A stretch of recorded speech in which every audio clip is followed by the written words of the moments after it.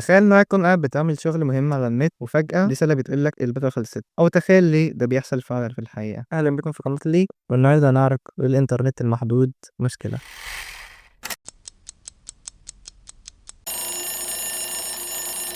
في مصر الإنترنت تقريبا ممكن يكون من أسوأ الخدمات، سواء واي فاي، أجهزة موبايل، الباقة محدودة والسرعة محدودة وصبر التليفون بيبقى محدود. شركات النت بتديك عدد جيجات معين في الشهر، أول ما تخلص السرعة تنزل في الأرض أو تقطع خالص وترجع تدفع تاني وهكذا. ممكن تبقى جدد الباقة 3 أو 4 مرات في الشهر، يا إما هتكبر دماغك وتعمل باقة أعلى وبيبقى هي نفس الحكاية. والسؤال هنا بقى ليه بيبقى كارثة؟ احنا حاليا في 2025 وكل حاجة بقت أونلاين. تتعلم أونلاين ممكن يستنزف باقة بحالها، تشتغل من البيت برضه ممكن يستنزف باقة بحالها، تفتح تيك توك نص ساعة الباقة راحت، تشوف يوتيوب بجودة كويسة خلي بالك جيجاتك بتتبخر. يعني حتى الترفيه بقى بفلوس والدفع كمان مش قليل، يعني حوالي 140 جيجا أعتقد ب 250 جنيه. والمشكلة بس مش في الجيجات، المشكلة إن السرعة كمان نفسها في مصر تعتبر من أضعف السرعات في العالم، غير دول تانية بيدفع نفس اللي تدفعه ويمكن أقل وبيوصلوا نت مفتوح وسريع. احنا ده بندفع كتير مقابل خدمة تعتبر مش قد كده خالص، والسرعة كمان ساعات بتكون أبطأ بكتير. وتيجي تكلم حد من خدمة العملاء يقول لك معلش أصل احنا بنعمل صيانة في السنترال الفلاني، وده حرفيا روتين، يعني مش حاجة بتحصل مثلا كل شهر مرة، لا ده روتين حرفيا.